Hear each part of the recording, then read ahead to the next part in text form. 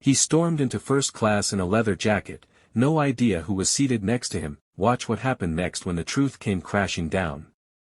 The man in the leather jacket, he didn't know who he was messing with. It all began on a calm, sunny morning at LAX airport. First-class passengers were already boarding a New York-bound flight. Among the usual business executives, celebrities, and quiet flyers came a man who walked with a swagger that screamed self-importance. He wore a tight, black leather jacket that looked 2 sizes too small, sleek sunglasses, indoors, and shiny loafers that clicked loudly on the cabin floor.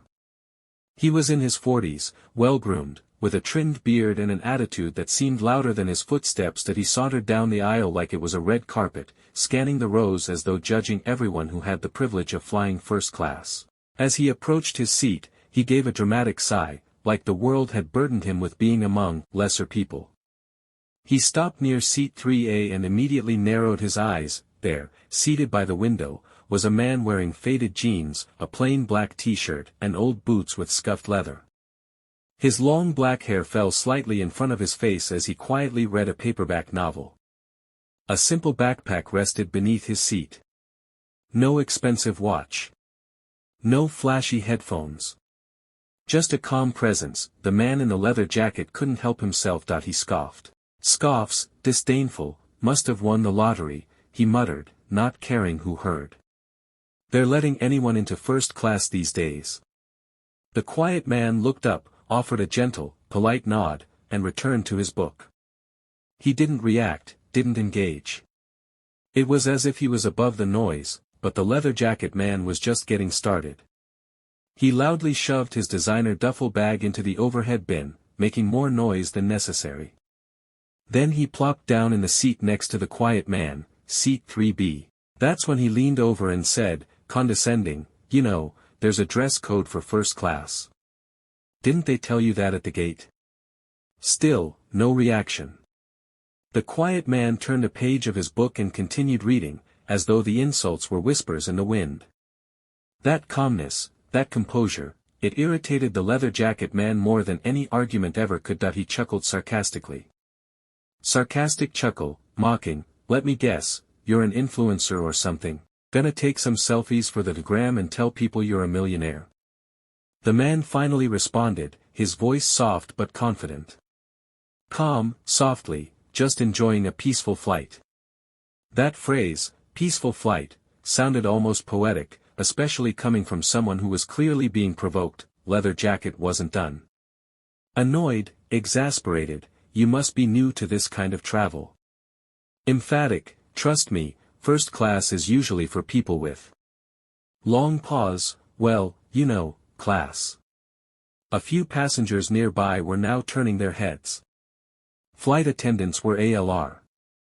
They whispered to each other in disbelief, eyebrows raised. But the leather jacket man had no idea. To him, this guy was just another nobody.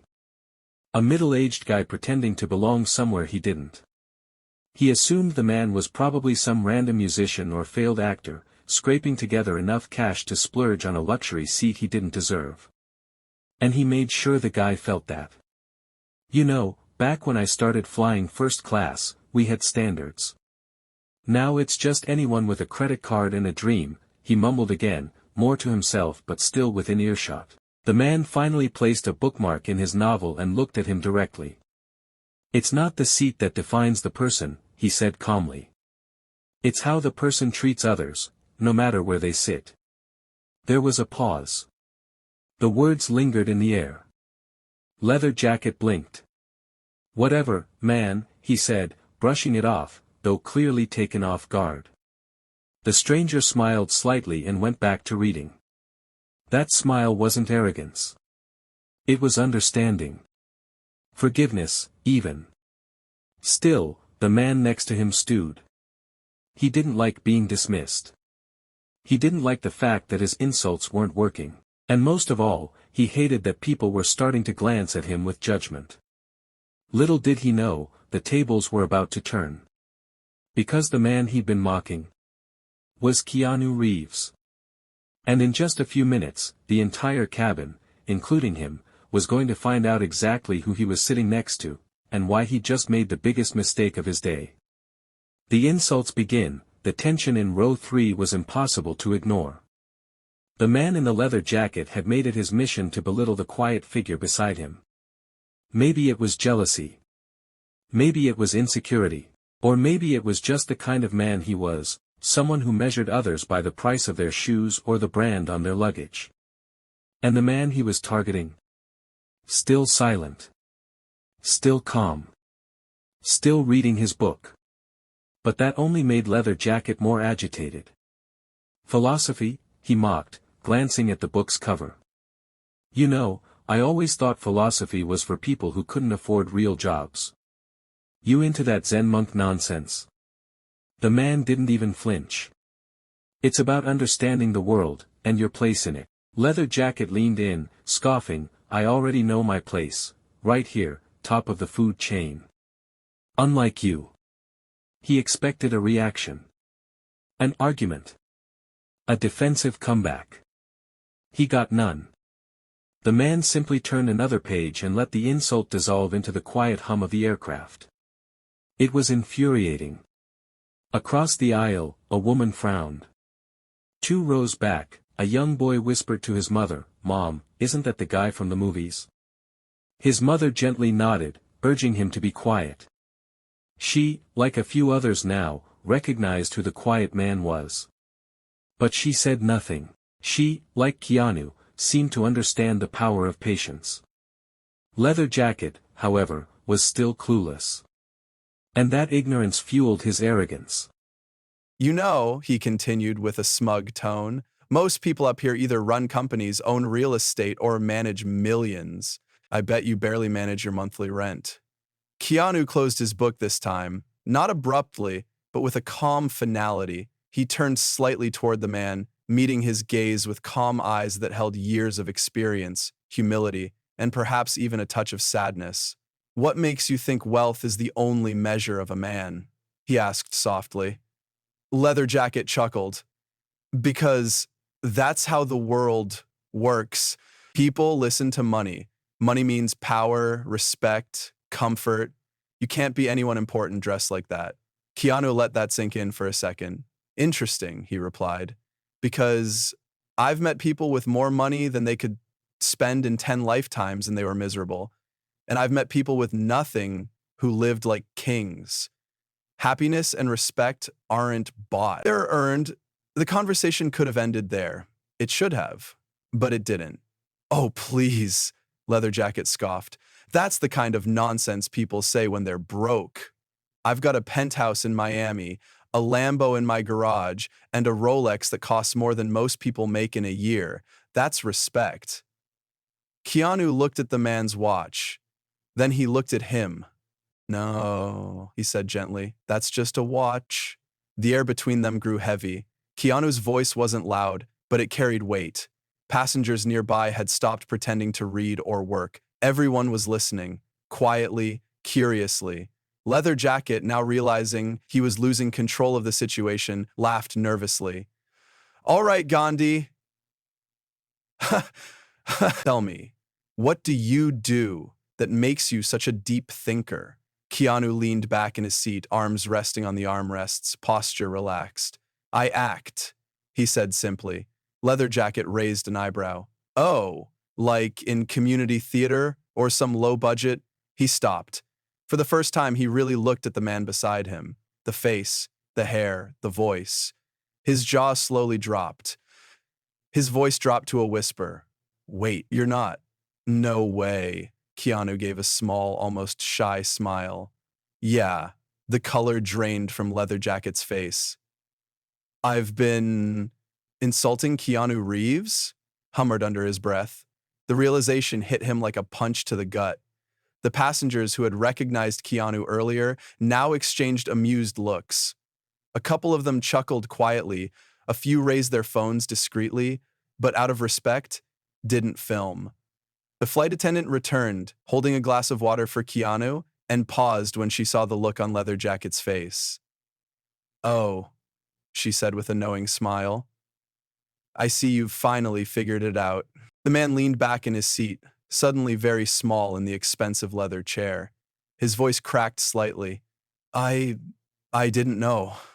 I didn't recognize you. Keanu gave a slow nod. That's okay. You treated me how you thought I was, and now you know the truth. The message was clear. This wasn't about fame or fortune or first-class tickets. It was about character. And Keanu's calmness had just taught an unforgettable lesson. The flight attendant steps in. For a few seconds, silence ruled the cabin. The man in the leather jacket sat stiffly in his seat, clearly rattled. He had spent the last 10 minutes ridiculing the same man people around him now looked at with admiration, the same man who had remained calm, respectful, and patient through it all. Keanu Reeves. It was finally sinking in. He hadn't just insulted another passenger. He had insulted Keanu Reeves, the beloved Hollywood star known not just for his roles in The Matrix, John Wick, and Speed, but for his kindness, humility, and compassion. A man fans called too good for Hollywood. Now Leather Jacket couldn't even bring himself to look at him. Before he could mutter another apology or excuse, a flight attendant arrived at their row. Her expression was a carefully controlled mix of professionalism and quiet frustration. She had clearly been monitoring the situation from the galley. "Excuse me, sir," she said, speaking directly to the man in the leather jacket. "Is there a problem here?" He stammered, his confidence long gone.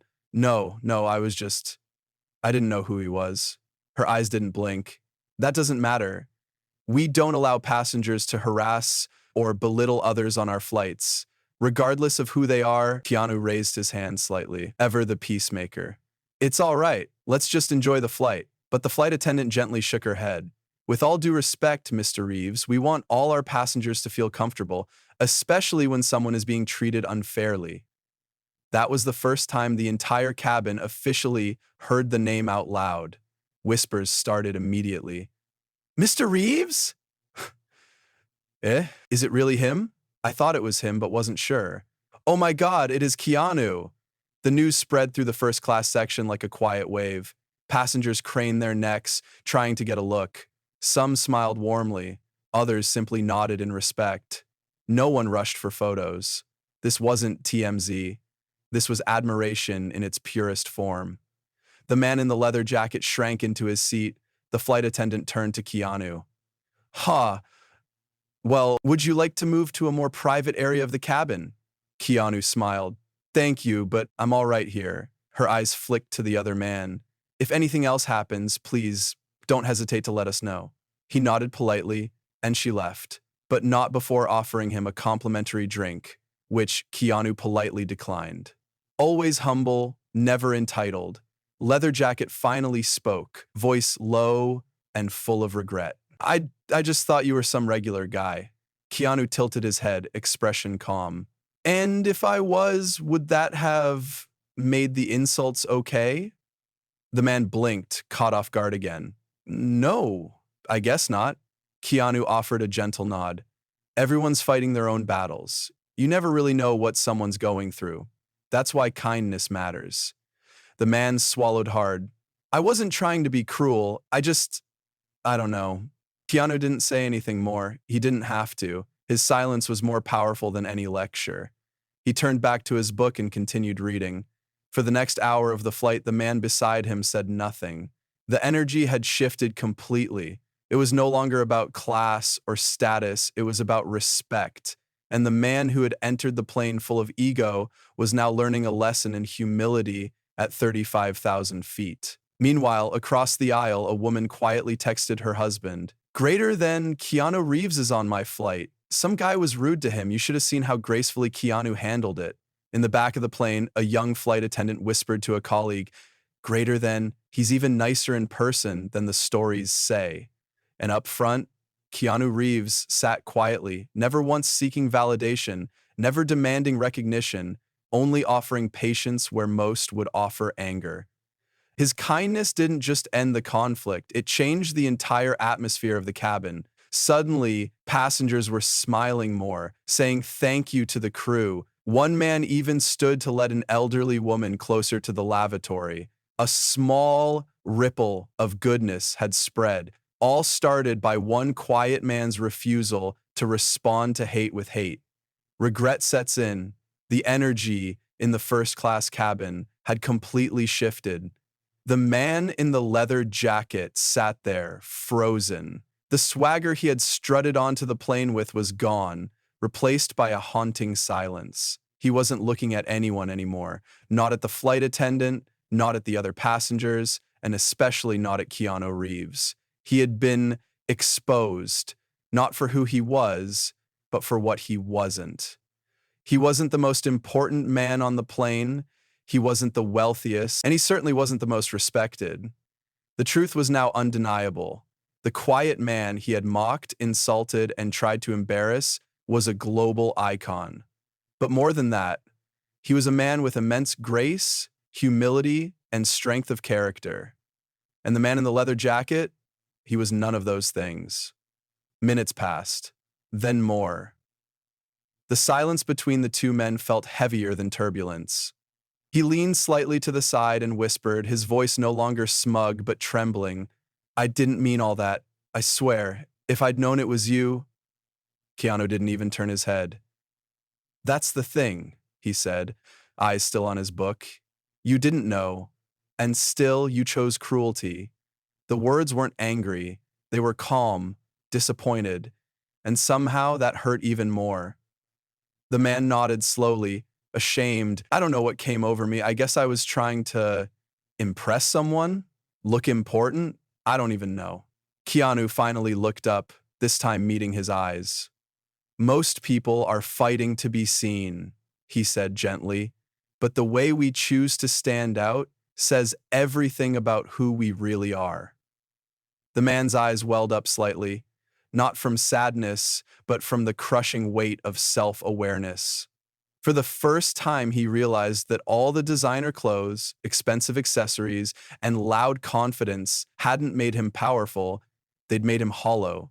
And in contrast, Keanu's quiet presence, worn-out boots, and secondhand paperback book had made him more powerful than anyone else in the room. He leaned back into his seat, staring blankly at the tray table. Keanu, without judgment, returned to his book. But the man wasn't done learning.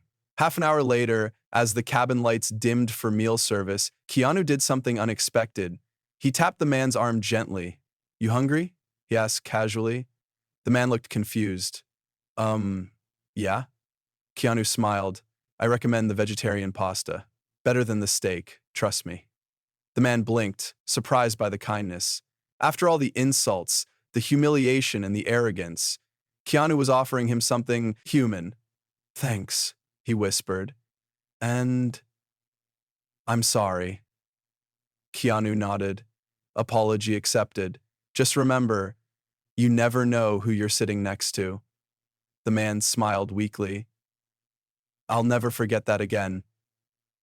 It wasn't just an apology anymore. It was a turning point, a personal reckoning at 35,000 feet. And as the meal trays were handed out and passengers began to relax, there was a moment, a small but powerful one, where Leather Jacket looked around and finally saw the people around him. The woman who had smiled kindly at Keanu earlier, the elderly man helping a younger passenger store his bag, the teenage girl reading a notebook and sketching quietly, the flight attendant moving up and down the aisle with patience and care. He had spent so much of his life trying to stand out, he had forgotten how important it is to fit in with grace. Keanu, meanwhile, had gone back to reading, sipping his water slowly, completely at peace. He didn't gloat, he didn't brag, he didn't hold grudges. And somehow, that made him more legendary than any movie ever could. By the time the flight neared New York, the man in the leather jacket felt different. So, smaller, yes, but also a bit wiser. He realized he had learned something in that cabin. Something no luxury hotel, no expensive course, and no motivational seminar had ever taught him. It wasn't a lesson about celebrity. It wasn't even about money. It was a lesson in human decency. And Keanu Reeves had taught it without ever needing to raise his voice. The real lesson. The flight began its descent into New York City. Outside the window, the golden rays of the setting sun lit up the skyline, casting long shadows over Central Park and the towering buildings below. The man in the leather jacket stared out at the view, lost in thought. The city that once felt like a symbol of power and prestige now looked different to him. Quieter, more humbling. He turned slightly toward Keanu Reeves, who had since tucked away his book and was calmly sipping tea. The awkward silence between them had transformed into something else. Reflection. The kind that only comes after a person sees themselves clearly for the first time. As the landing gear lowered with a thud, the man took a breath and spoke again. "Can I ask you something?" Keanu looked at him and nodded. "Why? Didn't you, I don't know, call me out? Or embarrass me in front of everyone? You had every right to." Keanu smiled, the same soft, humble smile he had worn since the moment he boarded. "Because anger doesn't fix anything," he said. "It just adds more noise, and people already carry enough noise inside them." The man stared at him, absorbing the words like a sponge. "I used to think being the loudest made you powerful," the man admitted. "But you didn't raise your voice once. And yet, you had more power in your silence than I've had in all my yelling." Keanu nodded gently. "There's a strength in restraint, in knowing who you are without needing everyone else to." The plane touched down smoothly. The passengers clapped politely, as some often do. But in row 3, there was something different in the air. A transformation that no one could see, but one that was deeply felt. As the plane taxied to the gate, the overhead announcement played. "Ladies and gentlemen, welcome to New York. Local time is 6:47 p.m. Please remain seated until the aircraft comes to a complete stop." People began gathering their things, chatting softly. Keanu stood, reached for his worn-out backpack, and turned to leave. Before he could, the man in the leather jacket stood too, not to rush off but to say one final thing. "Thank you," he said. "Not just for not tearing me down, but for showing me who I really am." Keanu extended a hand. "And who you can be."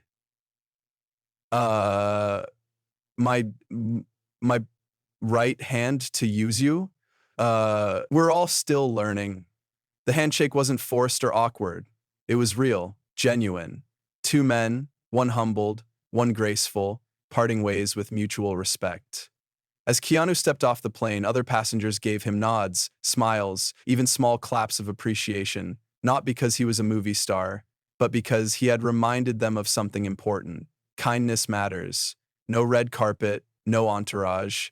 Just Keanu Reeves, walking through the terminal like anyone else. But for those who had witnessed the flight that day, he was more than a celebrity. He was a mirror, reflecting back what it means to be human, to forgive, to choose dignity over ego. Later that night, the man in the leather jacket sat alone in his hotel room, replaying everything in his head. He didn't post photos. He didn't try to spin the story on social media. He didn't brag. He just reflected. He looked at his expensive watch, then took it off. It suddenly felt like a mask. He looked at his suitcase full of designer brands, and for the first time he realized they'd never covered up what he was missing inside. A sense of peace, empathy, and character. The next morning he did something unusual. He called his assistant and canceled an overpriced networking brunch. Instead, he walked into a small coffee shop in Brooklyn and paid for a stranger's breakfast. No cameras, no announcements, just a quiet gesture inspired by a man who had taught him that real greatness isn't about being seen, it's about seeing others.